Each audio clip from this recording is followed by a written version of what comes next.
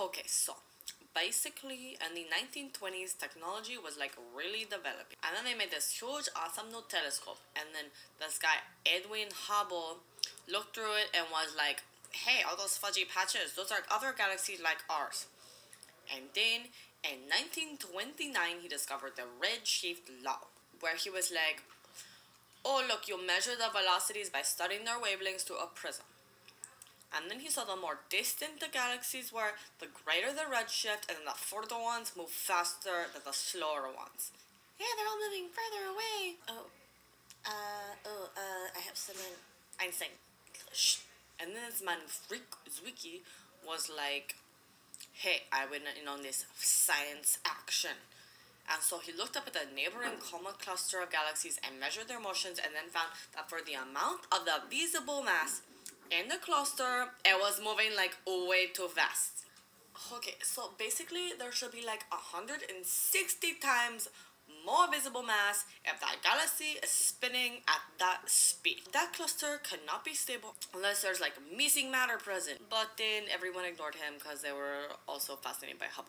And then 50 years later, Vera Rubin was like, hey, you're right. In fact, the galaxies are spinning like 10 times too fast as it is. They should be like freaking flying apart, okay?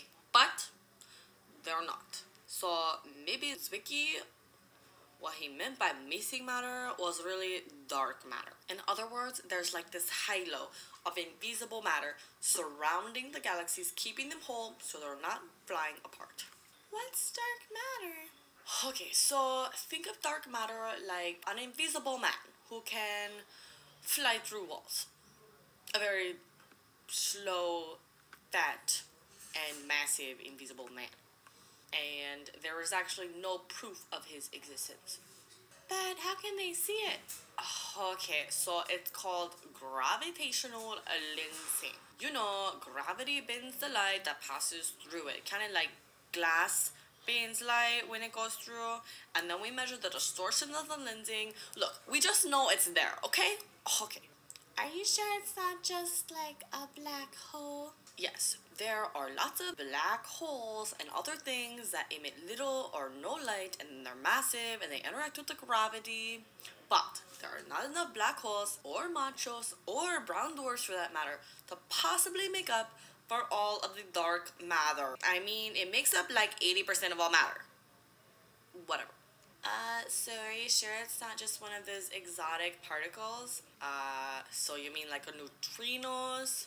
You know what? Okay, so yeah, they can pass through the normal matter, but they're too light. They need more mass. So no, they're not neutrinos. Scratch those off. They can be axions, because axions are always like trying to change the protons and all this stuff.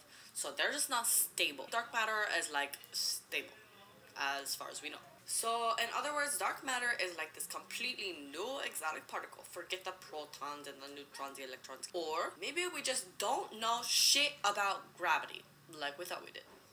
Whatever. So, okay, there was like this big bang. Except there was really no sound. I have something to say. Einstein.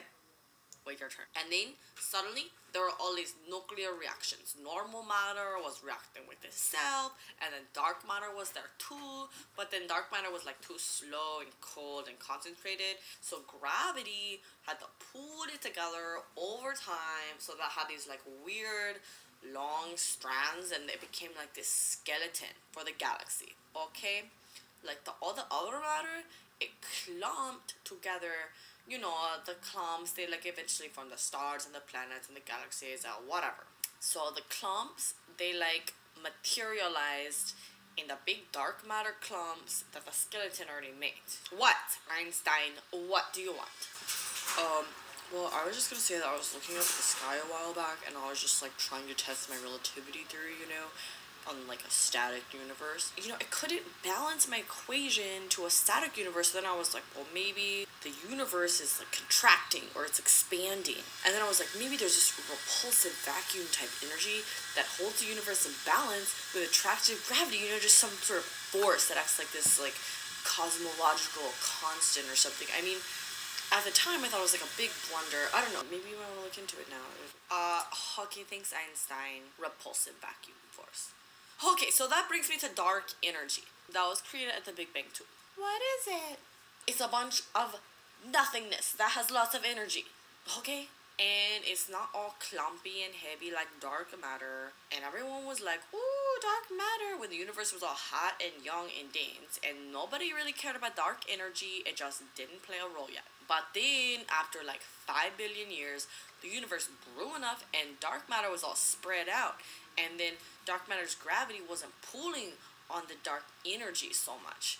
So the energy like was growing stronger. To be perfectly exact, a little transition occurred. So as the gravitational attraction of matter declined over time because it was spreading out, the repulsion of the dark energy accelerated because, you know, the gravity couldn't contain it so well. And then one day, dark energy just began to completely freaking take over. And now all the galaxies are being carried away from each other. The galaxies themselves stay the same size. So the repulsion of the dark energy accelerated. The more space there is in between the galaxies, the more dominating the dark energy is. And one day it'll probably completely dominate over the dark matter. And then the skeleton will be broken. And then the universe will enter a state of exponential expansion. Dark energy will keep tearing everything away further and further and faster until it has no choice to go after the things that are gravitationally bound, like the galaxies and the solar systems, and it'll rip up our Earth away from the sun, and all the intelligent life will be fated to a lonely and cold death. The end of everything. The end.